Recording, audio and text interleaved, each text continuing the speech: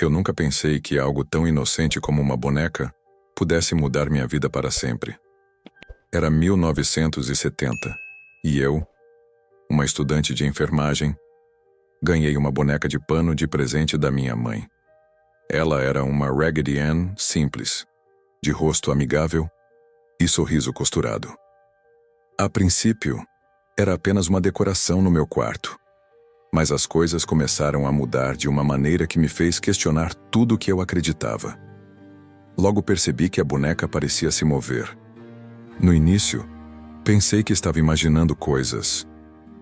Eu deixava a Annabelle sentada na minha cama antes de sair para o trabalho, mas, ao voltar, ela estava em outra posição ou até em outro cômodo.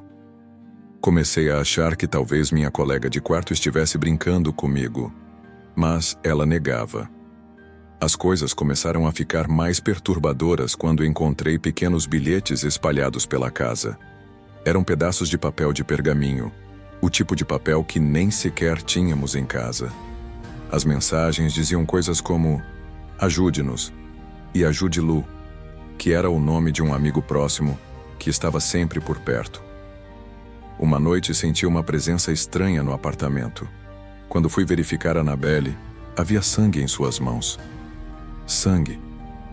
Não sei explicar como aquilo aconteceu, mas foi o suficiente para me fazer procurar ajuda. Meu amigo Lu também estava envolvido. Ele disse que, durante a noite, teve um pesadelo terrível em que Annabelle estava em cima dele, tentando estrangulá-lo. Acordou suando e com arranhões reais no peito, como se algo tivesse realmente atacado ele. Desesperadas, procuramos um médium. Durante a sessão, ele revelou que o espírito de uma menina chamada Annabelle Higgins estava dentro da boneca. A menina tinha morrido jovem e queria permanecer conosco porque sentia conforto. Como era uma história triste, decidimos deixá-la ficar. Essa foi a nossa maior e mais terrível decisão. A situação saiu de controle. Os eventos ficaram mais violentos. Foi quando entraram em cena Ed e Lorraine Warren, os investigadores paranormais. Eles nos explicaram que aquilo não era o espírito de uma criança. Annabelle estava possuída por uma entidade demoníaca, que usava a boneca como um veículo para nos manipular e se aproximar. Os Warren levaram Annabelle para o seu museu oculto, onde ela foi colocada em uma caixa de vidro protegida por orações e selos espirituais. Ed nos alertou: nunca subestime o poder do mal, mesmo quando ele parece pequeno ou inocente. Até hoje, Annabelle está trancada lá, e eu agradeço todos os dias por não estar mais com ela. Mas uma coisa é certa: nunca mais consegui olhar para uma boneca sem lembrar dessa história.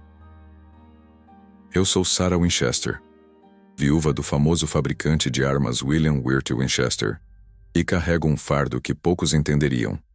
Quando meu marido morreu em 1881, herdei uma fortuna incalculável e uma culpa que me acompanharia pelo resto da vida. Você entende o peso de saber que sua riqueza vem da morte de milhares de pessoas? As armas Winchester se tornaram sinônimo de destruição, e os espíritos daqueles que morreram por causa delas não me deixavam em paz. Buscando respostas, procurei um médium em Boston. Ele me disse que minha família estava amaldiçoada e que os espíritos vingativos me perseguiriam para sempre.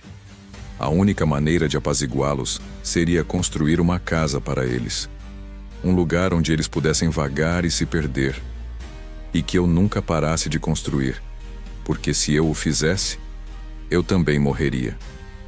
Foi assim que me mudei para San José, Califórnia, e comprei uma pequena fazenda. Era 1886 e a construção começou imediatamente. Mas essa não seria uma casa comum. Eu desenhava os planos todas as noites, orientada por visões e sussurros que eu acreditava serem dos espíritos. Os carpinteiros trabalhavam dia e noite sem descanso. Escadas que levavam a lugar nenhum, portas que se abriam para paredes sólidas, janelas instaladas no chão, labirintos de corredores. Tudo foi construído para confundir os espíritos. A mansão cresceu. Com o tempo, Tornou-se um monstro de 7 andares, com mais de 160 quartos, 10.000 janelas e 2.000 portas. Eu me perdi dentro dela tantas vezes quanto os próprios espíritos, mas não parei. Não podia parar. Mesmo assim, os espíritos vinham até mim. Eu sentia suas presenças à noite. Ouvia passos, portas batendo e vozes murmurando meu nome. Alguns eram calmos, mas outros estavam furiosos. Eu usava uma sala especial para me comunicar com eles. E foi ali que recebi instruções para cada novo detalhe da construção. A tragédia não parava. Em 1906, um terremoto destruiu parte da casa, e eu fiquei presa em um dos quartos por horas. Quando os trabalhadores finalmente me resgataram, interpretei aquilo como um aviso. Os espíritos estavam zangados e eu precisava construir mais. Bloqueei a parte danificada e continuei. A construção só parou no dia da minha morte, em 1922. Eles dizem que, no momento em que meu coração parou, os carpinteiros largaram as ferramentas no chão e nunca mais voltaram. Hoje, minha casa é aberta ao público. Eles a chamam de Mansão Winchester, mas para mim era um labirinto de medo e culpa, uma tentativa desesperada de encontrar paz entre os mortos. Eu sou Peg Hodgson, uma mãe solteira de 4 filhos. Em agosto de 1977, minha vida mudou completamente. Morávamos em uma casa simples em Enfield, Inglaterra, e tudo parecia normal, até que coisas começaram a acontecer. Coisas que eu nunca conseguirei explicar totalmente. Era uma noite como outra qualquer. Minhas filhas, Janet, de 11 anos, e Margaret, de 13, estavam tentando dormir no quarto que dividiam. De repente, ouviram barulhos estranhos, como batidas nas paredes. Achei que fossem brincadeiras de criança, mas os ruídos continuaram. Depois, móveis começaram a se mover sozinhos. Uma cômoda pesada foi empurrada contra a porta do quarto das meninas, sem que ninguém a tocasse. Eu tentei movê-la de volta, mas parecia presa por uma força invisível. No começo pensei que estava ficando louca. Mas então, meus filhos começaram a ver coisas também. Objetos flutuavam, cadeiras se moviam sozinhas, e os barulhos eram tão altos que até os vizinhos começaram a ouvir. Liguei para a polícia, e mesmo os agentes que vieram investigar viram coisas inexplicáveis. Uma das policiais relatou que uma cadeira se moveu de forma sobrenatural diante de seus olhos. Mas o pior aconteceu com minha filha Janet. Ela começou a entrar em um tipo de transe, e uma voz rouca e grave saía de sua boca. Uma voz que não era dela. A voz dizia ser Bill Wilkins, um homem que havia morrido naquela casa anos antes. Ele descreveu sua morte com detalhes que nós não conhecíamos, mas que mais tarde foram confirmados. As coisas ficaram tão graves que especialistas em fenômenos paranormais começaram a visitar nossa casa. Entre eles estavam Maurice Gross e Guy Lyon Playfair, que documentaram muitos dos eventos. Eles testemunharam objetos sendo arremessados pelo ar, portas que batiam sozinhas e até mesmo levitações. Uma vez, Janet foi vista sendo jogada de um lado do quarto para o outro por uma força invisível. Alguns céticos disseram que Janet estava fingindo tudo, mas como uma criança poderia fazer coisas tão assustadoras? Eu vi com meus próprios olhos. Era real. O caso ganhou tanta atenção que Ed e Lorraine Warren, os famosos investigadores paranormais, também visitaram nossa casa. Eles acreditavam que estávamos lidando com uma força demoníaca, não apenas um espírito. Os fenômenos duraram quase 2 anos antes de começarem a diminuir. Janet sempre disse que não sabia explicar por que as coisas pararam, mas que às vezes ainda sentia a presença de algo em volta dela. Para o mundo, isso se tornou o famoso poltergeist de Enfield. Mas para mim e meus filhos, foi um pesadelo que vivemos e do qual nunca esqueceremos.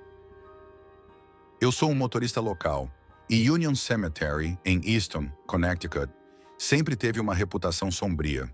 As pessoas falavam sobre a mulher do véu preto, mas para ser honesto, eu nunca acreditei nessas histórias. Isso foi até uma noite de verão, quando eu mesmo a vi. Era por volta das 23 horas, e eu estava dirigindo pela estrada em frente ao cemitério. A noite estava tranquila, sem trânsito, e as luzes do meu carro iluminavam a estrada deserta. Foi quando vi uma figura no meio do caminho. Ela parecia ser uma mulher, alta e esguia, vestida com um longo vestido preto que cobria seu corpo todo, incluindo um véu que ocultava seu rosto.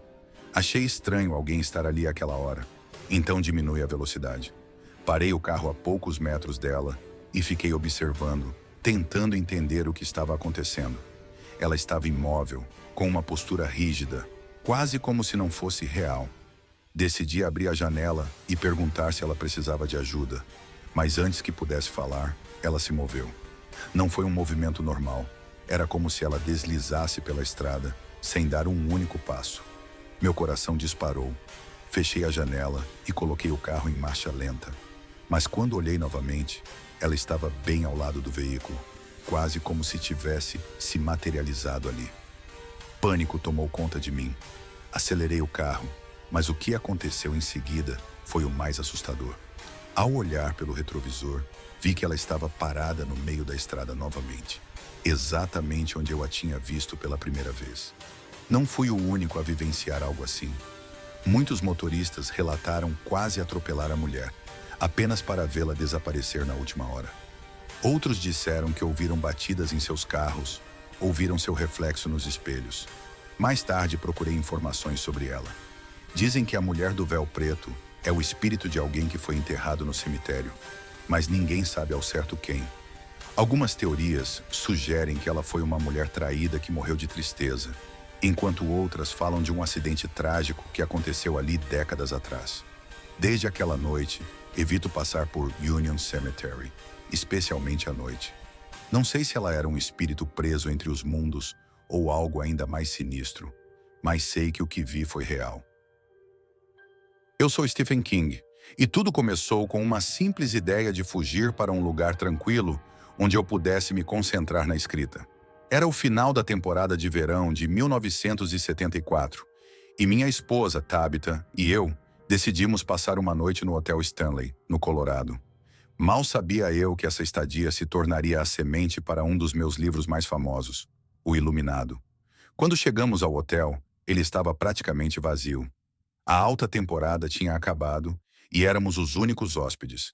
O gerente nos mostrou nosso quarto, uma suíte ampla e antiga, cheia de mobília elegante, mas algo parecia estranho. O silêncio do hotel era quase palpável e havia uma energia no ar que eu não conseguia explicar. À medida que a noite caía, aquela sensação de desconforto crescia. Após o jantar, Tabitha foi dormir cedo, mas eu decidi explorar o hotel. Caminhei pelos corredores longos e vazios e foi ali que comecei a sentir uma espécie de inquietação, como se estivesse sendo observado. As sombras pareciam se mover de maneira sutil, e o som do vento do lado de fora soava quase como sussurros. Mais tarde naquela noite, tive um pesadelo que me aterrorizou profundamente. Sonhei que meu filho mais novo, de apenas 3 anos, estava correndo pelos corredores intermináveis do hotel, sendo perseguido por uma mangueira de incêndio viva. O pavor que senti ao ver aquilo foi indescritível. Acordei de repente ofegante e me levantei para fumar um cigarro no balcão do quarto.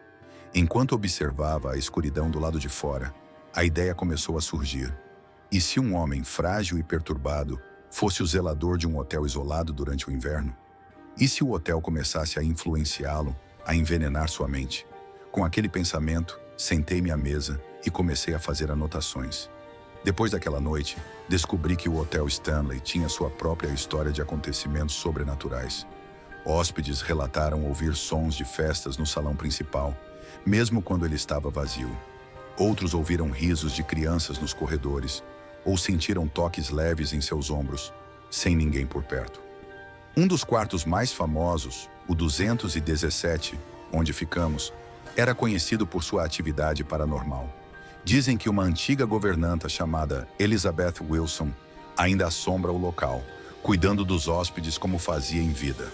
Essas histórias, junto com a atmosfera peculiar do hotel, me inspiraram a escrever O Iluminado. Desde então, o Stanley se tornou um destino para fãs do livro e do filme, E muitos continuam a relatar experiências inexplicáveis. Ainda me lembro daquela noite como se fosse ontem. Foi um encontro com o sobrenatural? Não sei ao certo, mas sei que foi o início de algo poderoso. Algo que viverá muito além de mim.